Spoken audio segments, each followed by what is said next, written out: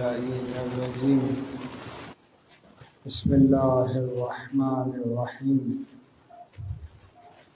الحمد لله الذي أنزل الفرقان على عبده ليكون للعالمين نذيرا والصلاة والسلام على من جعله شاهدا ومبشرا ونذيرا والداعيا إلى الله بإذنه وسراجا منيرا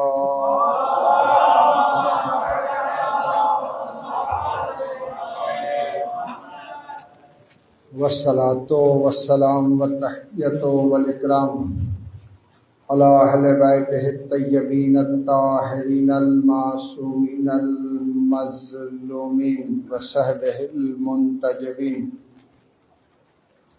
بسم الله الرحمن الرحيم اللهم كل وليك الحجة ابن الحسن صلواتك عليه وعلى آبائه في هذه الساعة وفي كل ساعة وليا وحافظا وقائدا وناصرا ودليلا وعينا حتى تسكنه أرزك طوعا وتمتعه فيها طويلا برحمتك يا أرحم الراحمين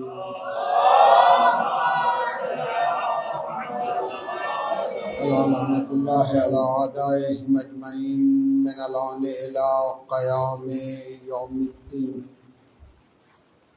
بسم الله الرحمن الرحيم لا تلبسوا الحق بالباطل وتكتموا الحق وأنتم تعلمون صلوات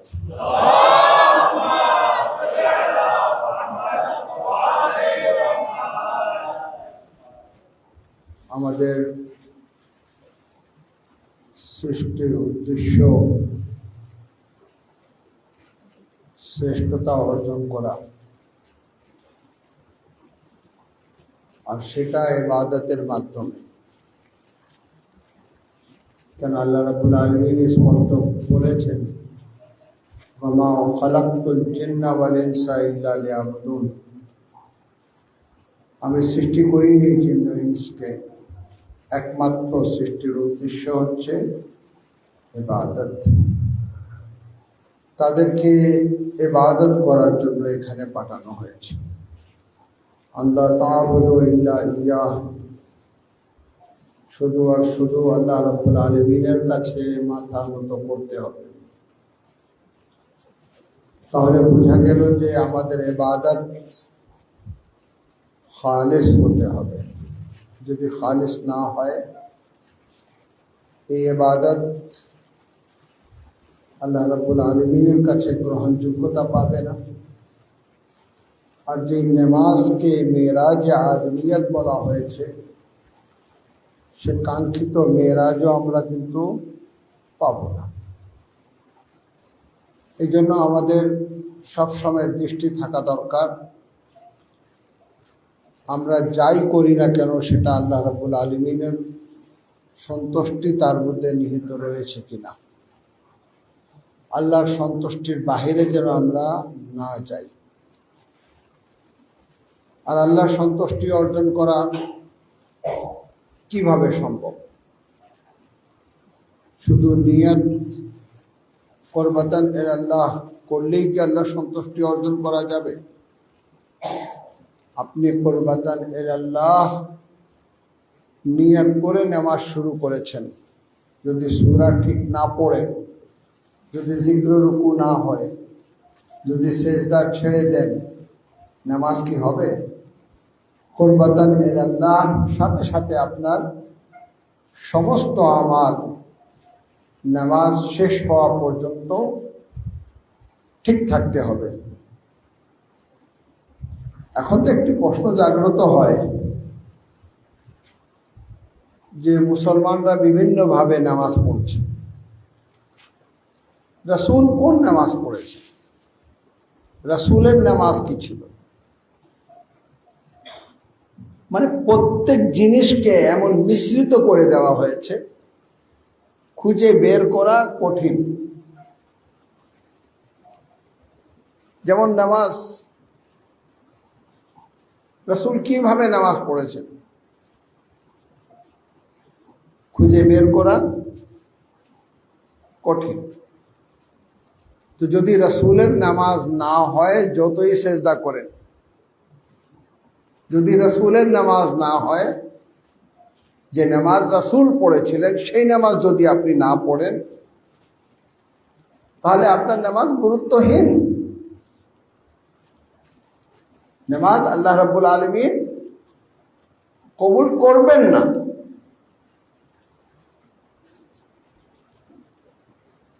তাহলে পয়গম্বর ইসলাম সাল্লাল্লাহু আলাইহি ওয়া আলিহি ওয়াসাল্লামকে লাকাদ কানা লাকুম ফি রাসূলিল্লাহি উসওয়াতুন হাসানাহ, রাসূল বলেছেন সাল্লু কামা রাআইতুমুনি উসাল্লি, নামাজ পড়ো যেভাবে আমাকে পড়তে দেখো। তো রাসূলের নামাজ এত প্রকার, 23 বছর নামাজ যা পড়েছেন,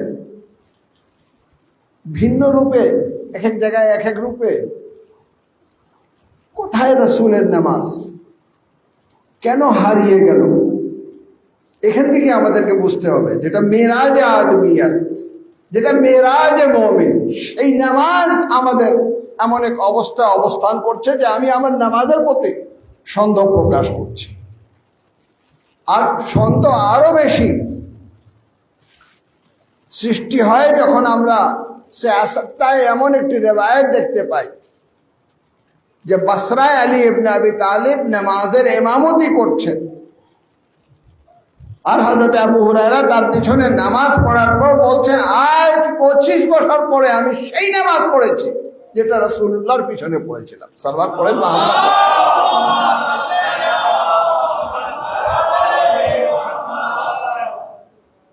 তাহলে অবশ্যই আমার চিন্তার বিষয় যে আলী সেই নামাজ পড়েছেন,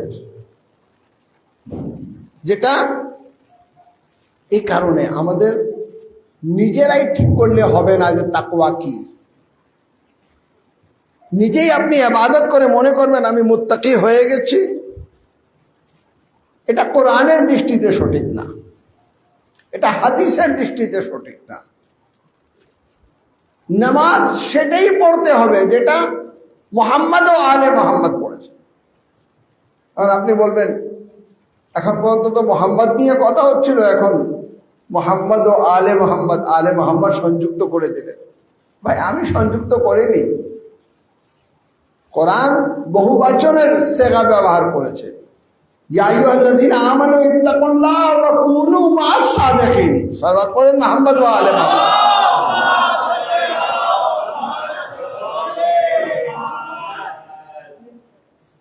কি বলছে আল্লাহ রাব্বুল আলামিন? ইত্তাকুল্লাহ কুনু মা'আস সাদিকিন। এখানে মাইয়াত অনুসরণের ক্ষেত্রে, অনুকরণের ক্ষেত্রে যেইভাবে সাদিকিন তাকওয়া গ্রহণ করেছেন, ওই তাকওয়াই হচ্ছে গ্রহণযোগ্য। তোমার নিজস্ব সিদ্ধান্তে যে আমি মুত্তাকি হতে পেরেছি, আমি জিকরুল্লাহ করেছি, আমি মুত্তাকি হয়ে গেলাম, আমি জিকরে রাসূল করেছি, মুত্তাকি হয়ে গেলাম, আমি কিয়াম করেছি, রুকু করেছি, সুজুদ করেছি, তাই আমি মুত্তাকি হয়ে গেলাম না। আল্লাহ স্পষ্ট করে দিচ্ছেন, তাকওয়া গ্রহণ করো। যদি মুত্তাকি হতে চাও তাহলে মাইয়াত হতে হবে সিদ্দিকিনদের। যদি শুধু সাদিক বলা হতো তাহলে রাসূলের বাইরে যাওয়া সম্ভব ছিল না। কিন্তু আল্লাহ রাব্বুল আলামিন বলছেন সিদ্দিকিন কুনু মা'আস সাদিকিন, অর্থাৎ সিদ্দিকিনরা রয়েছেন, বহুবচন। কুনু মা'আস সাদিকিন, একজন সিদ্দিক না, কয়েকজন সিদ্দিক। তাদেরকে নমুনে আমল বানানো হয়েছে, তাদের জীবনী আমাদের জন্য হুজ্জত, তাদের ইবাদত আমাদের জন্য হুজ্জত, তাদের কিয়াম আমাদের জন্য হুজ্জত, তাদের রুকু আমাদের জন্য হুজ্জত, তাদের সুজুদ আমাদের জন্য হুজ্জত। যেইভাবে তারা নামাজ পড়েছেন তাহলে ৭৭ এই হাদিস, আজ আমি সেই নামাজ পড়েছি যে নামাজ রাসূলুল্লাহ খুদা সাল্লাল্লাহু আলাইহি ওয়া আলিহি ওয়াসাল্লামের পিছনে পড়েছিলাম। তাহলে তো একবার আমাকে চিন্তা করে দেখতে হবে যে আমার নামাজ কি রাসূলের নামাজ? 25 বছর পরে আলী ইবনে আবি তালিবের নামাজ পরিবর্তন হয়নি, তাহলে বুঝতে হবে যে রাসূলের নামাজ ও আলীর নামাজ। নামাজ হচ্ছে ইবাদত, আর ইবাদত শুধু নামাজ, রোজা, হজ, যাকাত যদি তাই হতো, সমস্ত মুসলমানরা একমত যে রাসূল বলেছেন যায়্যানু মাজালিসাকুম বিযিকরি আলী ইবনে আবি তালিব, যিকরুহু যিকরি ওয়া যিকরি যিকরুল্লাহ ওয়া যিকরুল্লাহ ইবাদাহ। যিকর আলী ইবাদাহ। সালাওয়াত পড়েন মুহাম্মদ ওয়া আলি মুহাম্মদ। যেভাবে মসজিদে একসাথে নামাজ পড়ো, এইভাবে এক জায়গায় হলেই তোমরা যিকরে আলী ইবনে আবি তালিব করো। কেন? যিকরে আলী যিকরে নবী, আর নবীর জিকির হচ্ছে আল্লাহর জিকির, আর আল্লাহর জিকির হচ্ছে ইবাদত। এই জন্য সরাসরি বলা যায় জিক্র আলী ইবাদত। কেন? এই জন্য যে पैगंबर इस्लाम अब्दुल सत्तार मुतमईन चमत्कार भाई बोलेছেন, कहिए दो लफ्जों में गर कह दूं अली की जिंदगी, कहिए दो लफ्जों में गर कह दूं अली की जिंदगी, कार्बन कॉपी जनाबे अहमद मुख्तार की। सलवात पढ़े मोहम्मद व आले मोहम्मद। कार्बन कॉपी जनाबे अहमद मुख्तार की, रसूल खुदा सल्लल्लाहु अलैहि वसल्लम আলী ইবনে আবি তালিব। আজকে মুসলমানদের মধ্যে অবশ্যই আমাদের শ্রদ্ধেয় ব্যক্তিত্ব, আল্লাহ সুস্থ রাখুক, জনাব গামখার হোসেন সাহেব, তিনিও শুনেছেন खुदा का जिक्र करें जिक्र मुस्तफ़ा न करें, खुदा का जिक्र करें जिक्र मुस्तफ़ा न करें, हमारे मुंह में हो ऐसी ज़बान खुदा न करे। सलवात पढ़े मोहम्मद व आले मोहम्मद।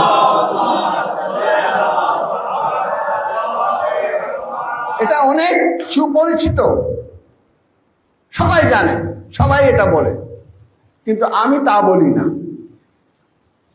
আমি তা বলি না।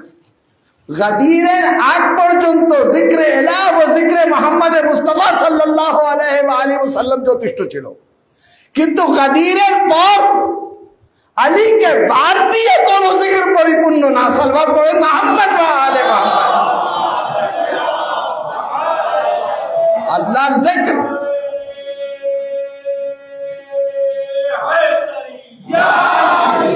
আল্লাহর জিকির, আল্লাহ রাসূলের জিকির এই পর্যায়ে থেমে গেলে হবে না। সিরাত আরো রয়েছে, আরো সিরাত রয়েছে, তারা সকলেই হুজ্জাত। আউয়ালুনা মুহাম্মদ ওয়া আওসাতুনা মুহাম্মদ ওয়া আখিরুনা মুহাম্মদ ওয়া কুল্লুনা মুহাম্মদ। আপনি অনেক বড় সাহাবী, তাকে যদি অনুসরণ করতে যান, অনুকরণ করতে যান, তার মধ্যেও ইমামে হাসানে মুজতাবার মধ্যে পার্থক্য দেখবেন। কোন সাহাবীর নাম বলবেন? আবু যর গফারিকে চিনেন? চিনে না এমন কেউ নেই। একদিন ইমামে হাসান মুজতাবা আলাইহিস সালাতু ওয়াস সালামের সামনে আবু যর গফারির জিকির আসলো। তিনি বলেন, হ্যাঁ, অনেক উচ্চ পর্যায়ের সাহাবী, ইমানের 9ম স্তরে ছিলেন। সালমান 10ম স্তরে, আবু যর 9ম স্তরে ছিলেন। ইমাম হাসান জিজ্ঞেস করলেন, এখন আবু যরকে স্মরণ করলা কেন? বলে, তিনি অসুস্থতাকে বেশি ভালোবাসতেন, দুঃখ কষ্টকে বেশি ভালোবাসতেন, মাজলুম হওয়াকে বেশি ভালোবাসতেন। তো বলেন, কেন আবু যর তা কেন বলতেন? বলে, এই জন্য যে এই অবস্থায় আল্লাহকে বেশি স্মরণ করা যায়। এটা ছিল সাহাবীর কোন সাহাবী? যে ইমানের নবম স্তরে, সেই সাহাবী কি বলছে? আমাকে যখন আল্লাহ অসুস্থ রাখেন, সেই অবস্থা আমার কাছে বেশি প্রিয় এই জন্য যে ওই সময় আল্লাহকে বেশি স্মরণ করা যায়। আমি যখন কষ্টে থাকি, ওই অবস্থায় আল্লাহকে বেশি স্মরণ করা যায়। আমি যখন ক্ষুধার্ত থাকি, ওই অবস্থায় আল্লাহকে বেশি স্মরণ করা যায়। ইমামে হাসান মুজতবা বললেন, আমি কিন্তু তা বলি না যা আবু যর বলছেন। বলে, বলো তাহলে আপনি কি বলেন? বলে, আমি বলছি যে আমার নিজের জন্য আমার কোনো চয়েস নেই, আল্লাহ আমাকে সুস্থ রাখুক বা অসুস্থ রাখুক, ক্ষুধার্ত থাকি বা না থাকি, যেই অবস্থায় আল্লাহ আমাকে রাখে আমি তার প্রতি সন্তুষ্ট। রেজাত বেকাজা হিমা তাসলিমান লে আমরে। সালাওয়াত পড়ুন মুহাম্মদ ওয়া আলে মুহাম্মদ। সেটা আবু যর গফারির মর্যাদা ছিল, কিন্তু আপনি আবু যর গফারি আপনার জন্য হুজ্জত না। হুজ্জত হচ্ছেন ইমামে হাসানে মুজতবা। যেই অবস্থায় আপনাকে রাখবেন, আপনি সেই অবস্থায় রাজি হয়ে যাবেন। এই সিরাত কোথায় পেয়েছেন? ইমামে হাসানে মুজতবা, ওনারা হচ্ছেন হুজ্জত। খুবই আফসোস, পরিতাপের বিষয়, আজ মুসলমানদের মধ্যে আছে, অনেকে আছে যারা নিজেকে মুহিব্বে আহলে বাইত বলে, আহলে বাইতকে ভালোবাসে। কিসের মধ্যে সীমাবদ্ধ? কাসিদা, জিক্রে মোহাম্মদ ও আলে মোহাম্মদ, মোহাম্মদ ও আলে মোহাম্মদের উপরে দরুদ, কিন্তু একবারও চিন্তা করে না ফিকহে আলে মোহাম্মদ কি। সালাওয়াত পড়েন মোহাম্মদ ও আলে মোহাম্মদ। যে আলীকে ভালোবাসি, সে আলীর নামাজ কেমন ছিল? যে হাসানকে ভালোবাসি, সে হাসানের নামাজ কেমন ছিল? আমাকে বলতে দেন, শুধু পেগম্বরে ইসলামের নামাজ দেখবেন ৭৩ ভাগে বিভক্ত হয়ে যাবেন। যখন আলী ইবনে আবি তালিবের নামাজ দেখবেন, তখন আর ভাগ হওয়ার কোনো সম্ভাবনা নেই। কেন? আলীর নামাজ দেখেছেন, হাসানের নামাজ দেখেছেন, হুসাইনের নামাজ দেখেছেন। সালাওয়াত পড়েন মুহাম্মদ ওয়া আলে মুহাম্মদ।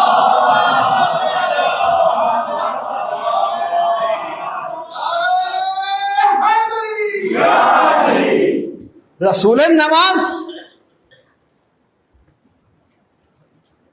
ডিভাইডেড হয়ে গেল, বিভিন্ন ভাবে নামাজ পড়া হচ্ছে। এই জন্য তো আমরা বলি ফিকহে আলে মোহাম্মদ, ফিকহে মোহাম্মদ ও আলে মোহাম্মদ, রাসূল এবং আলে মোহাম্মদের ফিকহ। ইমামে জাফর সাদিক আলাইহিস সালাতু ওয়াস সালাম দেখেন, ইজতিহাদের নামে দিন পরিবর্তন করা একটি উৎসব, একটি উৎসব। এই কারণে কেউ আমরা মুজতাহিদ, নিজেকে মুজতাহিদ বলতাম না। অনেক মুজতাহিদ মুসলমানরা তো এই মতো সিদ্ধান্ত নিয়েছে যে মুআবিয়া আলীর সাথে যুদ্ধ করেছে, সেটা একটি ইজতিহাদ ছিল। সব কিছু ইজতিহাদের খাতায় ফেলে দেওয়া হয়। এখন জানি না জেনে বলা হয় নাকি না জেনে। যদি একটু গভীরতায় যান তাহলে তো বুঝতে পারবেন, নেতৃত্ব তো একজনই দেবে, একজনই দেবে। ইয়াওমা নাদউ কুল্লু উনাসিন বিইমামিহিম।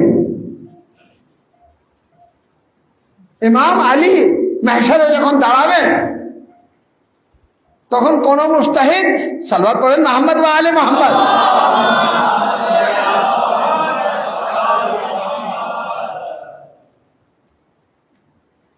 মওলাই কায়নাত আলী ইবনে আবি তালিব। কিন্তু তার বিপরীত যেটা করা হলো, দিনকে বিব্রতকর অবস্থায় ফেলা হলো, মিশ্রিত করা হলো ইজতিহাদের নামে। যে কারণে সাদিক আলে মোহাম্মদ ফিকহে রাসূল, রাসূল কিভাবে নামাজ পড়তেন, রাসূল কিভাবে নামাজ পড়তেন। আজ যতগুলা ফিকহ রয়েছে, হানাফি থেকে শাফেঈ, শাফেঈ থেকে মালিকি, মালিকি থেকে হাম্বলি, এক ইমাম থেকে আরেক ইমামের কাছে গেছেন, নামাজ পরিবর্তন হয়ে গেছে। আরেক ইমাম থেকে আরেক ইমামের কাছে গেছেন, নামাজ পরিবর্তন হয়ে গেছে। ভাই, একবার সেই 12 ইমামের দিকেও তো তাকান, যাদের সংখ্যা 12 কিন্তু নামাজ পরিবর্তন হয়নি। সালাওয়াত পড়েন মুহাম্মদ।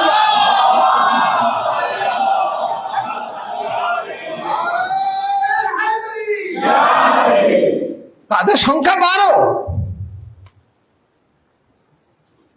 আলী পরে ইমামে হাসান নামাজ ইমাম হলেন, কোন নামাজে পরিবর্তন নেই। হুসাইন ইমাম হলেন, কোন নামাজের পরিবর্তন নেই। ফিকহে আলে মোহাম্মদ একটু ওইদিকে নজর করে দেখেন, এক ফেকা থেকে আরেক ফেকা, এক ফেকা থেকে আরেক ফেকা, এত পরিবর্তন হয়ে গেল। এখন অবস্থা এমন এক পর্যায়ে চলে গেছে, আপনি ফেকাগত কোনো কথা বললে গিয়ে চেক করা হবে হানাফি ফেকায় আছে কিনা, শাফিঈ ফেকায় আছে কিনা, হাম্বলি ফেকায় আছে কিনা। অর্থাৎ ফেকা হয়ে গেল হানাফি, ফেকা হয়ে গেল মালিকি, ফেকা হয়ে গেল শাফিঈ। আমরা ওই ফেকায় গিয়ে দেখি, আমরা একবার দেখি না রাসূলের ফেকায় আছে কিনা। সালওয়াত পড়েন মুহাম্মদ ওয়া আলে আর রাসূলের ফেকা অব্যাহত ছিল আলে মুহাম্মদের মাধ্যমে। যেভাবে রাসূল নামাজ পড়তেন সেইভাবে আলী মুর্তজা, সেইভাবেই হাসানে মুজতবা। তো আহলে बैत अतहार के ছেড়ে इंसान कामिल কঠিন। একবার উচ্চ কোনটা সালওয়াত পড়েন মুহাম্মদ ওয়া আলে মুহাম্মদ।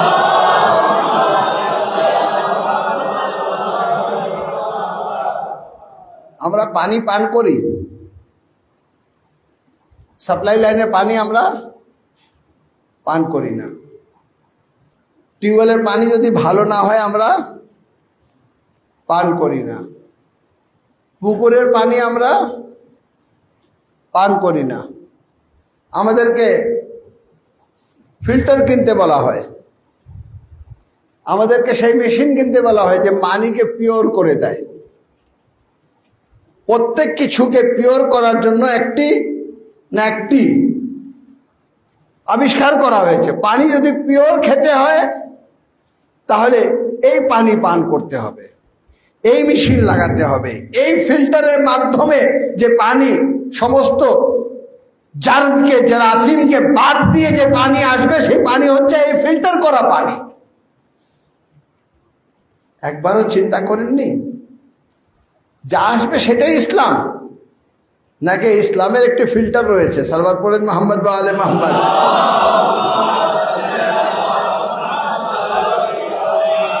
মুহাম্মদ ওয়া আলে মুহাম্মদের ভাষা থেকে যেটা আসবে কোনো জায়গায় যাওয়া দরকার নেই। মুসলমান চিন্তা করবে যাবো কোথায়, রাসূলের আদর্শ পাওয়ার জন্য যাবো কোথায়? কোনো জায়গায় যাওয়া দরকার নেই। কোরআন, যে কোরআনকে দাবি করেছেন হাসবানা কিতাবাল্লাহ, ওই কোরআন, কোরআন বলে দিচ্ছে পবিত্রতা অর্জন করতে গেলে কোথায় যাবা? সালওয়াত পড়েন মুহাম্মদ ওয়া আলে মুহাম্মদ। সিদ্দিক হতে গেলে কোথায় যাবা? কোরআন বলে দিচ্ছে। পাক হতে গেলে কোথায় যাবা? আল্লাহ রাব্বুল আলামিন কিছু ব্যক্তিত্বকে পাক করেছেন, ইন্নামা ইউরিদুল্লাহু লিইয়ুযহিবা আনকুম রিজসা আহলাল বাইত ওয়া ইউতাহহিরাকুম তাতহীরা। কোরআনে আয়াত যদি না থাকতো আমরা যে কোনো ব্যক্তির পবিত্রতা দাবি করতাম। হতে পারে পবিত্র, হক নিজে জায়গায়, কিন্তু যার স্বীকৃতি আল্লাহ রাব্বুল আলামিন নিয়েছেন, এদের কাছে কোনো নাজিস যেতে পারে না। তো আমাকে বলতে দেন, আল্লাহ হেদায়েতের তৌফিক দেননি কেন? এই জন্য যে নাজিস অবস্থায় আহলে বাইতের কাছে যাওয়া যাবে না। সালওয়াত পড়েন মুহাম্মদ ওয়া আলে মুহাম্মদ। আহলে বাইতের কাছে যেতে গেলে নিজেকে পাক করতে হবে। আর পাক করা শুধু পানি দিয়ে পাক হয় না, জিক্রে মুহাম্মদ ও আলে মুহাম্মদ পাক করে। আমরা যখন হুসাইন হুসাইন করি, এই হুসাইনের মাধ্যমে পবিত্রতা অর্জন করি। আর যখন পবিত্রতা অর্জন করি তখন হাবিব ইবনে মাযাহির হওয়া সম্ভব, মুসলিম নেওয়া হওয়া সম্ভব। সালওয়াত পড়েন মুহাম্মদ ওয়া আলে মুহাম্মদ।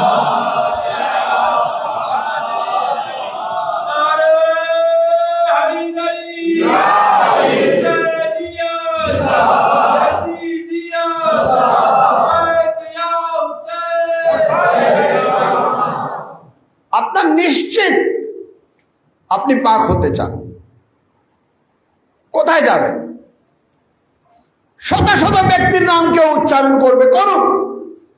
কোরআন বলছে আহলে বাইত, তাহলে আহলে বাইতকে অনুসরণ করা ইয়াকিন পর্যায়ে, যেখানে কোনো সন্দেহের অবকাশ নেই,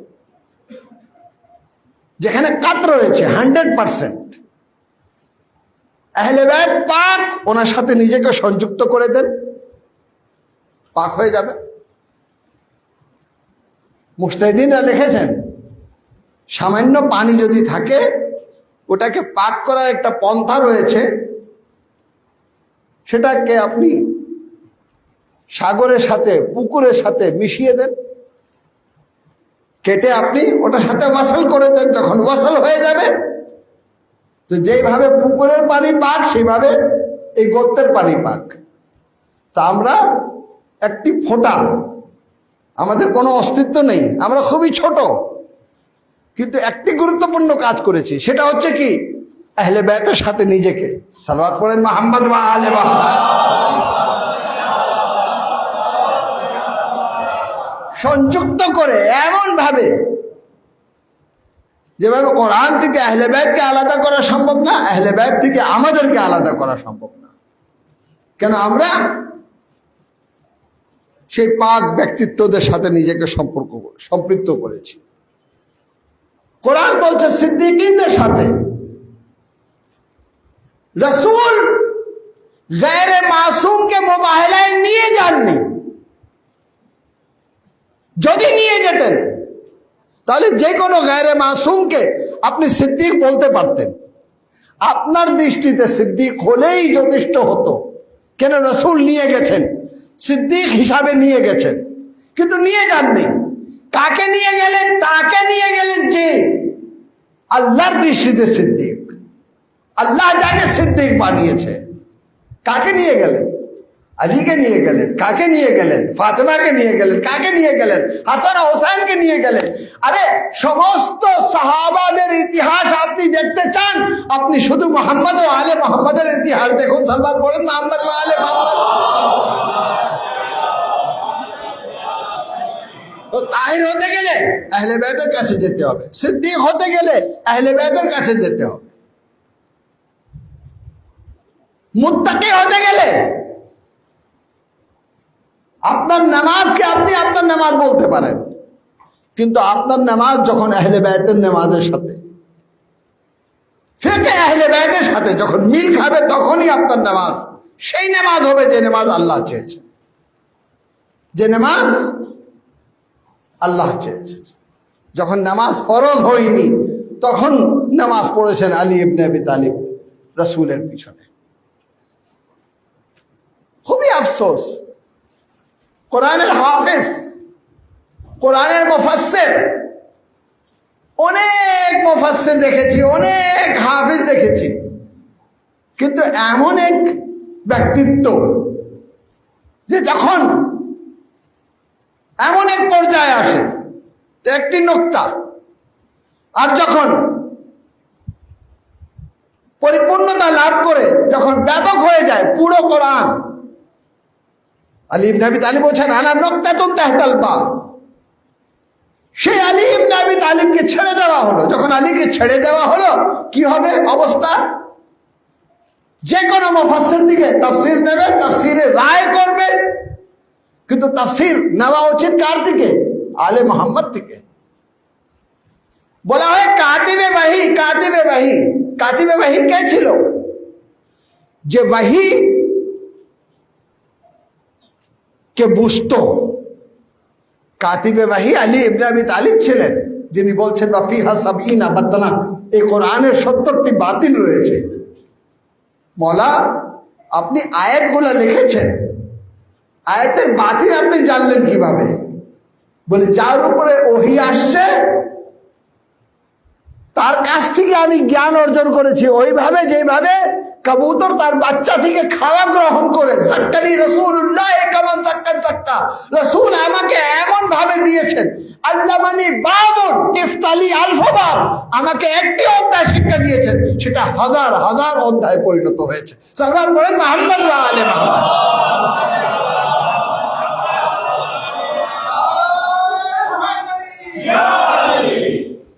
এই কারণে হাফিজ দেখতে পাবেন, কোরআনের মুআল্লিম মুফাসসির দেখতে পাবেন না। আমাদের তাফসীর 20 ঘন্টা পর্যন্ত ছিল। আয়াতুল্লাহ জাওয়াদি আমেলি ইসলামী ইতিহাসে মুফাসসিরিনদের তালিকায় সর্বপ্রথম মুফাসসির, যিনি এক কোরআনের তাফসীর 80 খণ্ডে, সালওয়াত পড়েন মুহাম্মদ ওয়া আলি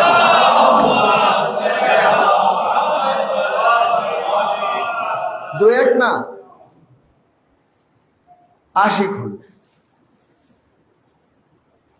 একজনকে জিজ্ঞেস করা হলো, ফি কুলুবিহিম মারাজুন ফাযাদাহুমুল্লাহু মারাজা, তার অন্তরে রোগ রয়েছে। এটা হলো মান্তুক, মানে ওই আয়াতের অনুবাদ। তার অন্তরে রোগ রয়েছে, আল্লাহ রোগকে বাড়িয়ে দেবে।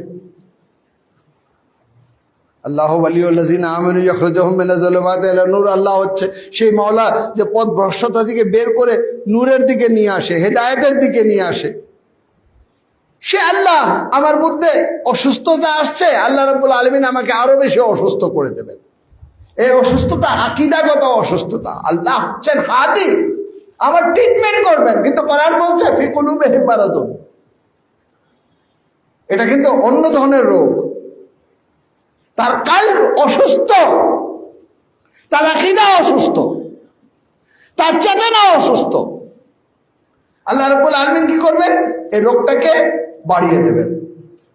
আমি নিজে আয়াতুল্লাহ জাওয়াদি আমেলির তাফসীরে উপস্থিত ছিলাম। যার যেই কোনো মুফাসসিরের তাফসীর দেখেন, সবাই কিন্তু শুধু এতটুকু লেখে এখান থেকে চলে যায় যে আল্লাহ রাব্বুল আলামিন কাল যদি অসুস্থ হয়ে যায়, আল্লাহ তার রোগটাকে আরো বাড়িয়ে দেন, অসুস্থতাকে বাড়িয়ে দেন। এরপরে হচ্ছে বেশি ব্যাখ্যা দেওয়া হয় না।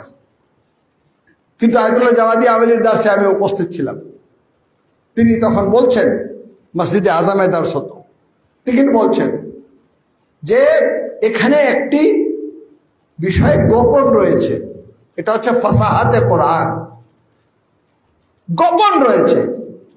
ইনকানু কাযালিক, যদি নিজেকে এই অবস্থায় রেখে দেয়, অর্থাৎ কি ফি কুলুবিহিম মারাজুন, তার মধ্যে রোগ রয়েছে, কিন্তু সে যদি ট্রিটমেন্ট না করে, বাস্তবতা কি হবে? রোগ বৃদ্ধি পাবে। আজ মুসলমান তার আকীদার চিকিৎসা করছেন না।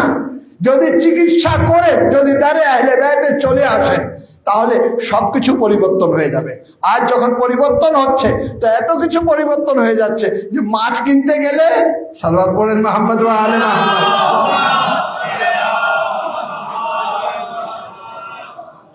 শুধু নামাজ পরিবর্তন হয়েছে তা না, শুধু রোজা পরিবর্তন হয়েছে তা না, হাজ পরিবর্তন হয়েছে তা না। আমাদের কাছে মুহাম্মদ ও আলে মুহাম্মদ কে বলেছে? আহলে বায়াতে আথার। এখন যদি সাহস থাকে তো বলেন আহলে বায়াতে আথার ভুল বলেছেন। কোরআন বলছে আহলে বায়াত পবিত্র, ওইখান থেকে পবিত্রতা পাবেন, ওইখান থেকে সাদাকাত পাবেন। ওটা হচ্ছে সেই নিয়ামত, যে নিয়ামত রাসূলের পথে আল্লাহ রাব্বুল আলামিন অবতীর্ণ করলেন। অর্থাৎ সিরাতে মুস্তাকিম, সেই সিরাতের উপরে আলী ইবনে আবি তালিব আল্লাহ রাসূলকে দিয়েছেন, ফাতেমা দিয়েছেন, হাসান দিয়েছেন, হুসাইন দিয়েছেন। আপনি নামাজে পড়েন ইহদিনাস সিরাতাল মুস্তাকিম সিরাতাল্লাযিনা আনআমতা আলাইহিম, ওই রাস্তায় চলার তৌফিক দাও যে রাস্তায় তুমি নিয়ামত অবতীর্ণ করেছো। কেউ আমাকে জবাব দেখ যে রাসূলের উপরে কি নিয়ামত অবতীর্ণ হয়েছে, যে নিয়ামত সম্পর্কে আল্লাহ বলছেন যে তোমরা এইভাবে দোয়া করো, হে আল্লাহ আমাকে সিরাতে মুস্তাকিমে চলার তৌফিক দাও, যেন আমি সিরাতে মুস্তাকিমে চলতে পারি। আল্লাহ কি বলছেন? সিরাতাল্লাযিনা আনআমতা আলাইহিম, ওই রাস্তা যার উপরে নিয়ামত অবতীর্ণ হয়েছে। অনেক সময় হয় না, দাস যখন দেওয়া হয় খুবই বিস্তারিত, কেউ বুঝে কেউ বুঝে না। কোন সময় অত্যন্ত সহজ করে দেওয়া হয়। একজন ইরানি আলিম চলে গেলেন গ্রামে। গ্রামে যখন চলে গেলেন তো গ্রামের যে মৌলানা ছিল, ছোটখাটো একজন, উনি বলল যে তোমরা পরীক্ষা করবা না, উনি বেশি জ্ঞানী না আমি বেশি জ্ঞানী? তো বলে হ্যাঁ, পরীক্ষা করা দরকার, পরীক্ষা করা দরকার। তখন সেই মৌলানাকে বলা হলো আপনি একটা প্রশ্ন করেন, আপনি একটা প্রশ্ন করেন। যখন প্রশ্ন করছেন উনি বললেন মান্নে বিধানাম, এর অর্থ কি? আমি জানি না। দেখছো, দেখো দেখো আমার চেয়ে বেশি জ্ঞানী না, কি বললো আমি জানি না। অনেক ব্যাখ্যা, কামড় দেয়, বিষ আছে, অনেকে চেয়ে রয়েছে কি বলে। একজন উঠে সাইনবোর্ডের উপরে সাপের ছবি, যাকে মার বলা হয়, লেহিয়া বলা হয়, সাপের ছবি এঁকে দিল। গ্রামের সকলে বুঝতে পারলো যে হ্যাঁ এটা হচ্ছে সাপ, যার মধ্যে বিষ রয়েছে, যে কামড় দিলে মানুষ মারা যায়। তো অনেক সময় বিস্তারিত বলতে হয়, বিস্তারিত যখন বলতে গেলে তাফসিরে যেতে হবে। ইহদিনাস সিরাতাল মুস্তাকিম সিরাতাল লাযিনা আনআমতা আলাইহিম, তার রাস্তা যার উপরে নিয়ামত অবতীর্ণ করেছে। সালমান দেখলেন সাহাবায়ে কেরামরা রয়েছেন, হয়তো ভবিষ্যতে সমস্যা হতে পারে, সেই রাস্তা যার উপরে নিয়ামত অবতীর্ণ করেছেন। নিয়ামত কি? নিয়ামত নিয়ে কথা বলা হবে, কোন নিয়ামত, কোন রাস্তা? তো একবার সালমানে ফার্সি বললেন ইয়া নবী আল্লাহ, স্পষ্ট করে একটি সেন্টেন্সে স্পষ্ট করে দেন যে সিরাতে মুস্তাকিম কি, যেখানে নিয়ামত অবতীর্ণ হয়েছে। রাসূল একবার আলী ইবনে আবি তালিবের দিকে ইশারা করে বললেন হাযা সিরাতে মুস্তাকিম। সালাত পড়েন না,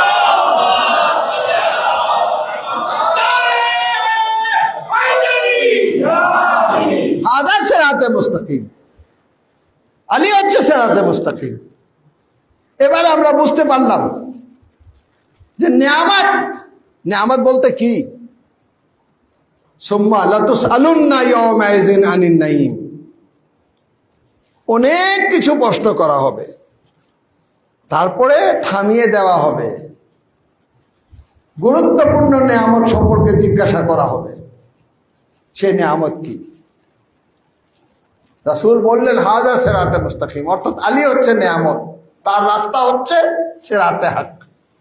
সাদিক আলে মোহাম্মদকে জিজ্ঞাসা করা হলো, মওলা যে নিয়ামত নিয়ে প্রশ্ন করা হবে সে নিয়ামত কি? তিনি হাত দিয়ে ইশারা করে বললেন নাহনু আহলে বাইতুন নবুওয়াহ ওয়া মা'দুনুর রিসালাহ, আমরা আহলে বাইতে রাসূল, আমরাই হচ্ছে সেই নিয়ামত, যে নিয়ামত সম্পর্কে তোমাদের জবাব দিতে হবে।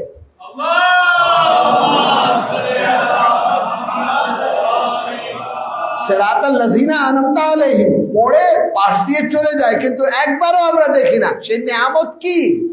সে নিয়ামত হচ্ছে আহলে বাইতে আথার, যে নিয়ামতকে বাদ দিয়ে আমরা দিনটাকে সাজিয়ে রেখেছি সুন্দর করে। তাহলে আমি একটা রেজাল্ট দিতে চাচ্ছি, যে দিন সাজানো হয়েছে আহলে বাইতকে বাদ দিয়ে, ওই দিনের রেজাল্ট হচ্ছে জালিম তৈরি করেছে, উমরে সাদের মতন জালিম, শিবরের মতন জালিম। আর আহলে বাইতের শিক্ষা যেখানে রয়েছে, আহলে বাইতের দ্বীন যেখানে রয়েছে, সেখানে তৈরি হয়েছে হাবিব ইবনে মাযাহিব সাল্লাল্লাহু আলাইহি মুহাম্মদ ওয়া আলে মুহাম্মদ।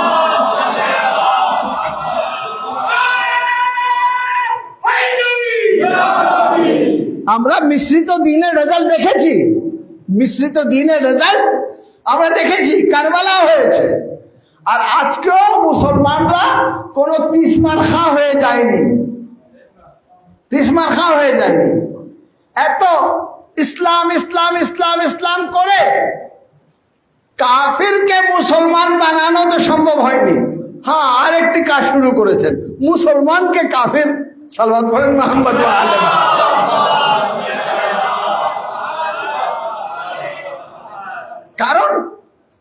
কারণ হচ্ছে ওই ইসলাম, যে ইসলাম ইসলামে নাম, যে ইসলাম ইসলামে হাকিকি। এই কারণে আমাদেরকে বলা হয়েছে তোমরা তোমাদের মজলিসকে সুসজ্জিত করো জিক্র আলী ইবনে আবি তালিব দ্বারা। আলীর জিক্রের মধ্যে বোঝা যাবে আসল ইসলাম কোনটা। ইসলামের নাম কোনটা। মুহাম্মদ ও আলে মুহাম্মাদের জিকিরের মধ্যে স্পষ্ট হবে আসল ইসলাম কোনটা। আর যখন বুঝতে না পান, চোখে দেখিয়ে দেওয়া হচ্ছে, এক হচ্ছে হুসাইনি ইসলাম, এক হচ্ছে ইয়াজিদি ইসলাম। সালওয়াত পড়েন মুহাম্মদ ওয়া আলে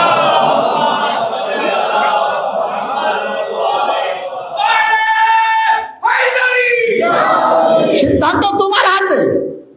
নামাজি ওইদিকে রয়েছে, মুফাসসির রয়েছে, হাফিজ রয়েছে, রোজা রয়েছে, সবকিছু রয়েছে, সবকিছু রয়েছে। নেই তো কি নেই? হুসাইন নেই, হুসাইন নেই। আয়াতুল্লাহ বেহজাতকে একজন জিজ্ঞাসা করলো যে এমন কোন আমল আমাকে শিক্ষা দেন যে আমলের মাধ্যমে আমি আমার যুগের ইমামকে যেন দেখতে পাই, যুগের ইমামের জন্য জিয়ারত হয়ে যায়। উনি বললেন, ওই আমল করে কোনো লাভ হবে না, আরিফ হয়ে যাও, আরিফ হয়ে যাও, মুত্তাকি হয়ে ইমামকে খুঁজো, তাকওয়ার মাধ্যমে ইমামকে খুঁজো, আরিফ হয়ে ইমামকে খুঁজো, দেখো ইমামকে দেখতে পাবা। ওই আমল করে ইমামকে দেখে কোনো লাভ নেই। যুগের ইমামকে শিমরও দেখছিল, হুসাইন তো যুগের ইমাম ছিলেন না, উমরে সাদও ইমামকে দেখেছে, কি লাভ হলো? কি লাভ হলো? নামাজি ছিল, রোজাদার ছিল, সাহাবীর সন্তান ছিল। মুসলমানদের কাছে সাহাবী, তাবেঈন সবাই হুজ্জাত, তাবেঈনদের মধ্যে অন্তর্ভুক্ত ছিল, সব কিছু ছিল, কিন্তু ছিল না হুসাইন, ছিল না। এই জন্য আমরা চিৎকার করে বলি, ইসলাম অপরিপূর্ণ রয়েছে যদি ইসলামের মধ্যে হুসাইন না থাকে। সালওয়াত পড়েন মুহাম্মদ ওয়া আলে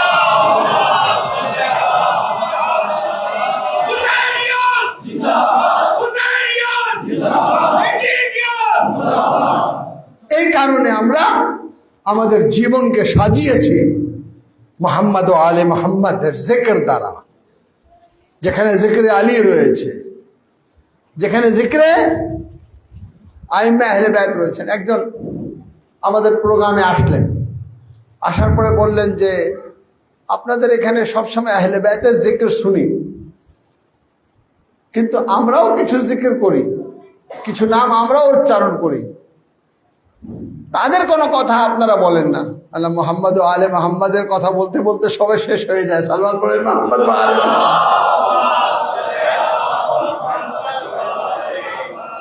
মুহাম্মদ ও আলে মুহাম্মাদের কথা বলতে বলতে আমাদের সময় শেষ হয়ে যায়।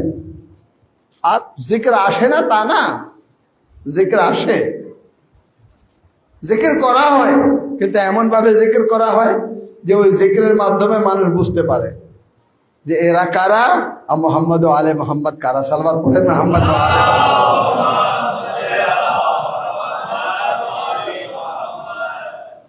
আমাদের মালিক মনসুর সাহেব, আল্লাহ জান্নাত নসিব করুন। একটা হলো না বিস্তারিত আলোচনা করা, একটা হলো সংক্ষেপে বলা। তিনি যখন শিয়া মাযহাব গ্রহণ করলেন, অনেক জ্ঞানী ছিলেন, অনেক বই, যে বই উনি ভালো মনে করতেন সেটা সাথে সাথে অনুবাদ করে এসে একপাল বেঁকে দিয়ে যেতেন, এই যে নাও অনুবাদ হয়ে গেছে। ঠিক আছে, পড়তেন, একবার না একাধিকবার পড়তেন, ইংরেজি বইগুলো বিশেষ করে সাথে সাথে বাংলায় অনুবাদ করে এনে দিয়ে যেতেন, এবং কি নাহজুল বালাগাও তিনি অনুবাদ করে দিয়েছিলেন। ওনাকে প্রশ্ন করা হলো যে আপনি আপনার মাযহাব চেঞ্জ করলেন, আপনি অন্য মাযহাবে চলে গেলেন কেন? একটু দলিল দেন। তিনি বলেন কোনো দলিলের প্রয়োজন নেই। রাসূল বলেছেন মাসালু আহলে বাইতি কামাসালি সাফিনাতুন নূহ, আমার আহলে বাইতের উদাহরণ নূহের নৌকা স্বরূপ। আমি নৌকা পেয়েছি, আহলে বাইতের উঠে বসে গেছি। সালওয়াত পড়েন মুহাম্মদ ওয়া আলে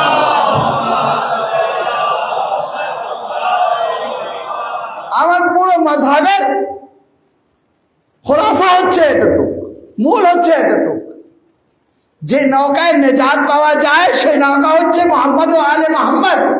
মুহাম্মদ ও আলে মুহাম্মাদের কাছে চলে আসে, যেইভাবে তিনি নামাজ পড়েছেন সেইভাবে নামাজ পড়ে, যেইভাবে রোজা রেখেছেন সেইভাবে রোজা রাখেন। আফসোস, আজ অনেকে আহলে বায়তের কথা বলেন কিন্তু একবারও চিন্তা করেন না যে আলী কি এইভাবে নামাজ পড়তেন, হাসান কি এইভাবে নামাজ পড়তেন, হুসাইন কি এইভাবে নামাজ পড়তেন, আহলে বায়তে আতহার কি এইভাবে নামাজ পড়তেন। কিন্তু দেখার চেষ্টা করেন না, মনে করেন জিক্রে মোহাম্মদ ও আলে মোহাম্মদ আমাদের পার করে দেবেন। না, শুধু জিক্র না, মারিফতে আহলে বায়ত আমাদেরকে ওই আমলের দিকে নিয়ে যায় যে আমল সাদিক আলে মোহাম্মদকে জিজ্ঞাসা করা হলো, তিনি বললেন বারজাখের জন্য প্রস্তুত হয়ে আসো, বারজাখের জন্য প্রস্তুত হয়ে আসো। মওলা বারজাখের জন্য প্রস্তুত হয়ে আসো। মেহশার কি হবে? বলে মেহশারে আমরা আছি। সালাওয়াত পড়েন মোহাম্মদ ওয়া আলে মোহাম্মদ। মেহশারে আমরা আছি, তোমাদের আমালে যদি ঘাটতি হয় আমরা আমাল দিয়ে দেব। বারজাখে প্রস্তুত হয়ে আসো। এখন বারজাখে কি জিজ্ঞেস করতে হবে? তালকিন তো দেখেছেন না, ইসমা ইফহাম কি বলা হয়, ঠিক আছে? যেখানে ইমামদের জিকির করা হয়, সালাওয়াত পড়েন মোহাম্মদ ওয়া আলে মোহাম্মদ।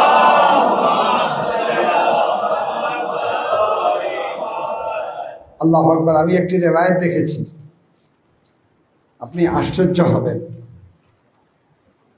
এবং লজ্জিত হবেন।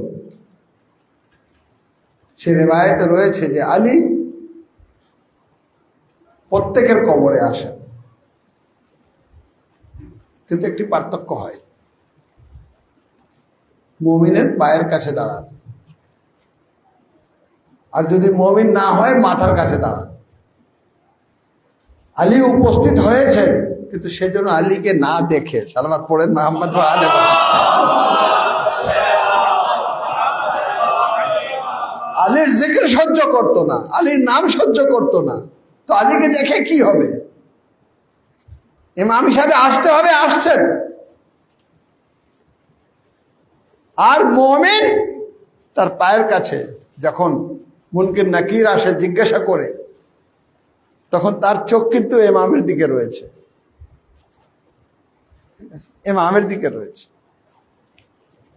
दोस्तों ने रख दिया जो सुर्रा था जेरे कफन, एक चुटकी खाक की इस दर्जा काम आई कि बस पूछने आए फरिश्ते कब्र में, लेकिन उन्हें बू तुराबी हूं ये सुन के इतनी शर्म आई कि बस। सलवात पढ़े मोहम्मद।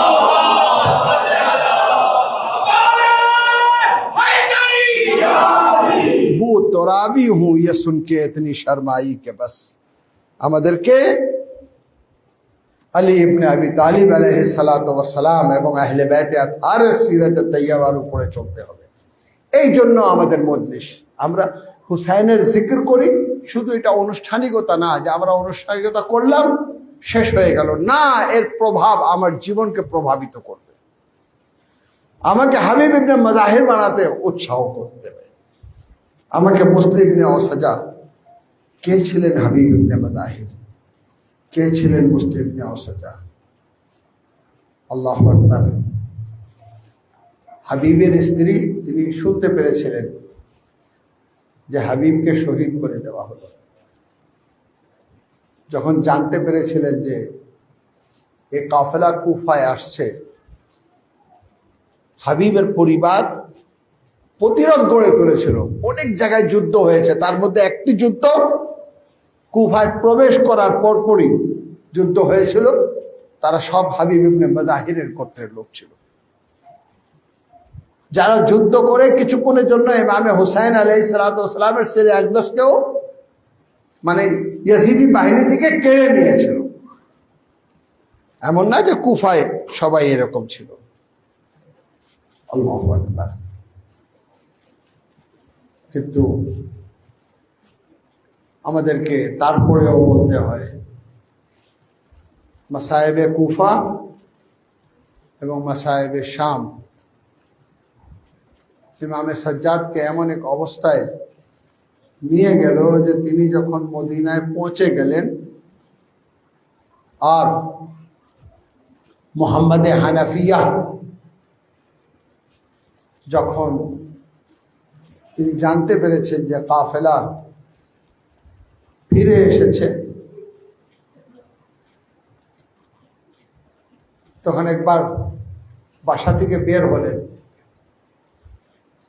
বাশির ইবনে জাজলামের কাছে আসলেন। কোন বাশির? যিনি আওয়াজ দিয়ে বলছিলেন কতল হুসাইন বেকারবালা, জবে আল হুসাইন বেকারবালা। আল্লাহ আল্লাহ, মদিনা আজকে বাশির ইবনে জাজলাম দ্বারা অবগত হচ্ছে। কতল হুসাইন বেকারবালা, জবে আল হুসাইন বেকারবালা। আজাদারও মদিনায় কারা কারা ছিল?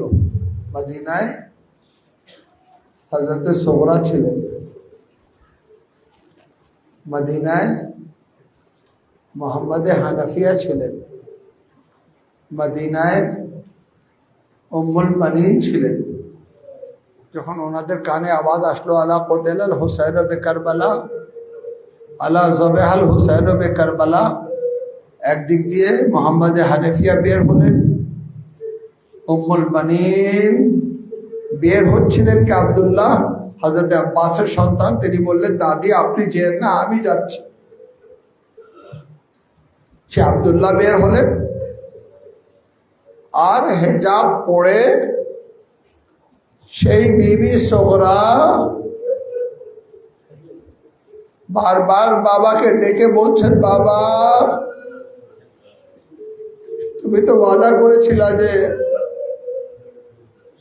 আমি তোমাকে নিয়ে আসবো, আলী আকবরকে পাঠাবো, আলী আকবর তোমাকে নিয়ে আসবে। বাবা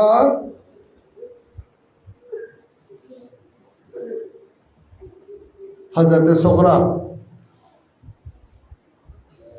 বের হয়েছে। বাশির ইবনে জাজলাম কাছে যখন আহলে হারামের এনারা উপস্থিত হলেন, তখন বাশির ইবনে জাজলাম বলেছেন যে মদিনার এই রাস্তা দিয়ে বাহিরে গেলে কিছু তাঁবু দেখতে পাবেন। ওই তাঁবুই হচ্ছে সেই কাফেলার যারা কারবালা থেকে সমস্ত মাসায়েব সহ্য করে আসে ওইখানে অবস্থান করছে। বাশির কেন তাদেরকে নিয়ে আসুন এই মদিনা শহরের ভিতরে? বলে কিভাবে আনবো? মদিনার যখন কাছে এসেছে আমি একবার আওয়াজ দিয়ে বলেছেন যে বিবি মদিনায় চলে আসছে, তখন তিনি বললেন মদিনা তো যাচ্ছে না, লা তাকবালিনা, হে আমার নানার মদিনা আমাদেরকে গ্রহণ করিও না। আজাদারও হযরত সোগরা যখন শুনলেন যে অমুক স্থানে কিছু তাঁবু রয়েছে, তিনি আসছেন। আসার পরে এক তাঁবুতে প্রবেশ করলেন, বের হয়ে আরেক তাঁবুতে প্রবেশ করলেন। যখন সেই তাঁবুতে প্রবেশ করেছেন, যেই তাঁবুতে হযরত জায়নাবে কুবরা সালাওয়াতুল্লাহ আলাইহা ছিলেন, তো একবার জিজ্ঞাসা করলেন, সোগরা সোগরা তুমি কি আমাদেরকে চিনতে পারছো না? আমি তো তুমি অসুস্থ, তোমাকে চিনেছি। বললেন না ববি আম্মা, আমি চিনেছি, সবাইকে চিনি, কিন্তু আমি খুঁজছি আমার 6 মাসের শিশু আলী আসগার। এখানে আমি শুনেছি বাবা মারা গেছে, আমি শুনেছি আমার ভাইয়া আলী আকবর আর শহীদ হয়েছে, আমি শুনেছি আমার চাচা পানি আনতে গিয়ে তিনি শাহাদাত বরণ করেছেন, কিন্তু আমি সেই ছোট্ট শিশু আলী আসগারকে খুঁজছি। কোন তাঁবুতে আছে?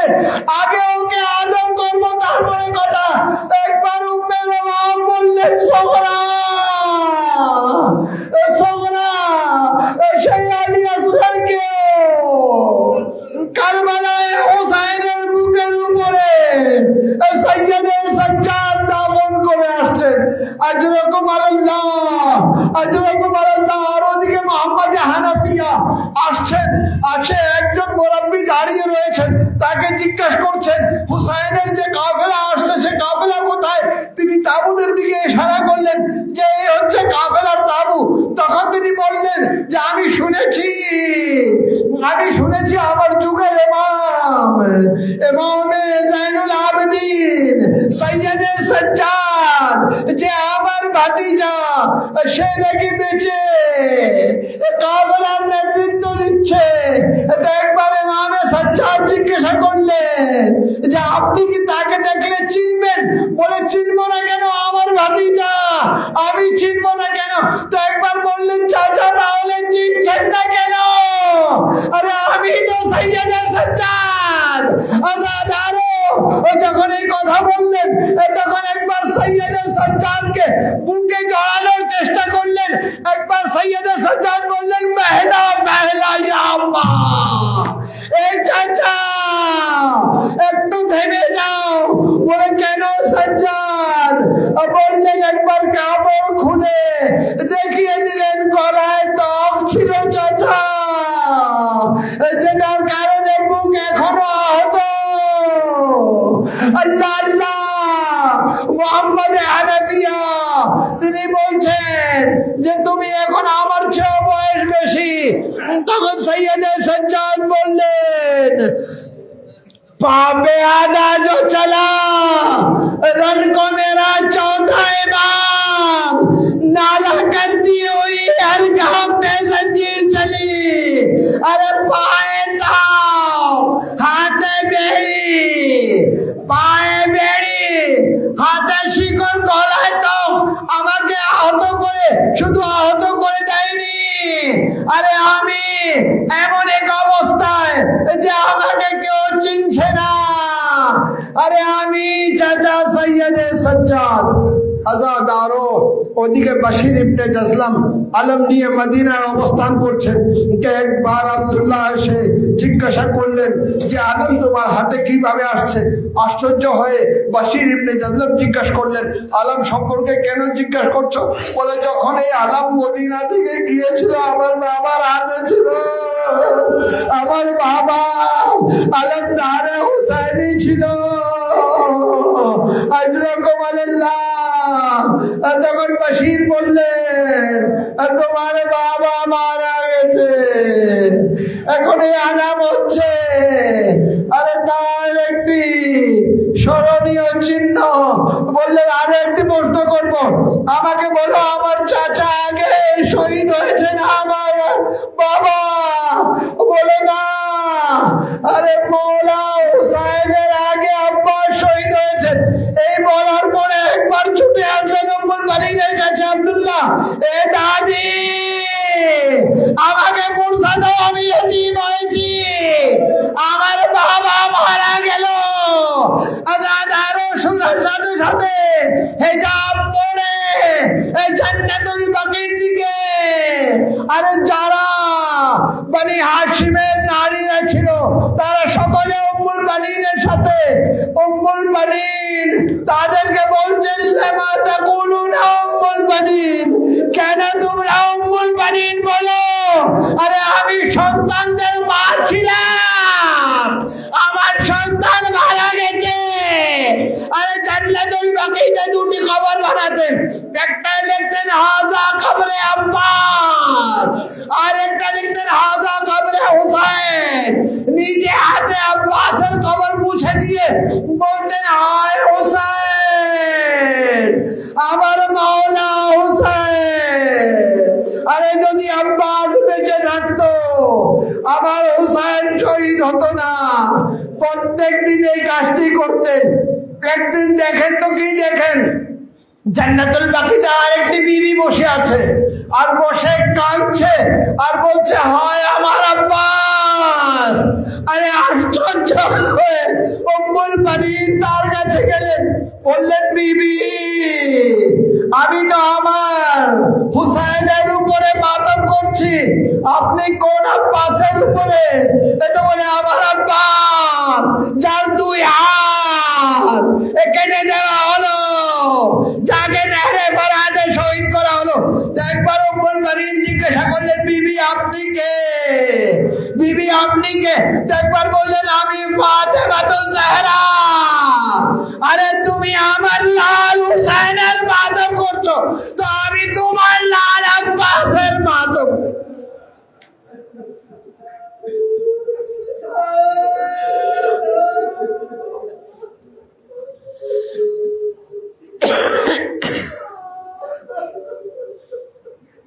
সয়ালামুল্লাযীনা যালামু আইয়া মুনকালিবি ইয়ানকালিবুন।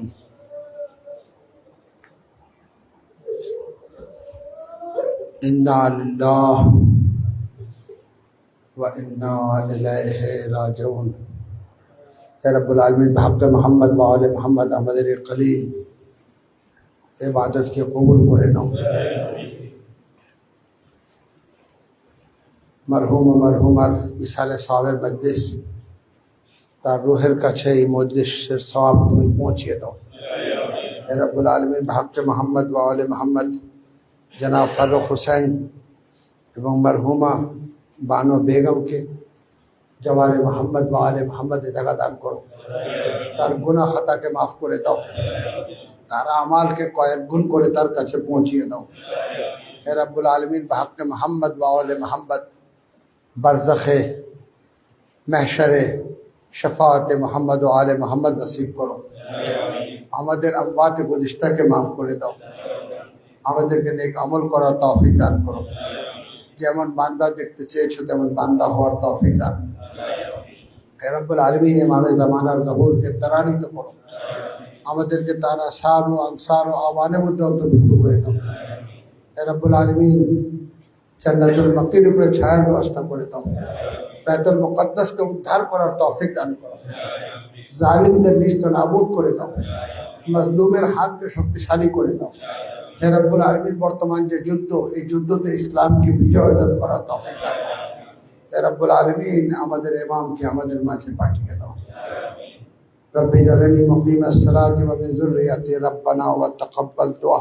মুমিনিন ও মুমিনাত একবার সূরা হামদ ও তিনবার সূরা তাওহীদ তিলাওয়াত করে सैयद फारूक हुसैन इब्ने मरहूम सैयद अस्करी हुसैन रूह के हदिया करें। बिस्मिल्लाहिर्रहमानिर्रहीम, अल्हम्दुलिल्लाहि रब्बिल आलमीन, अर्रहमानिर्रहीम, मालिक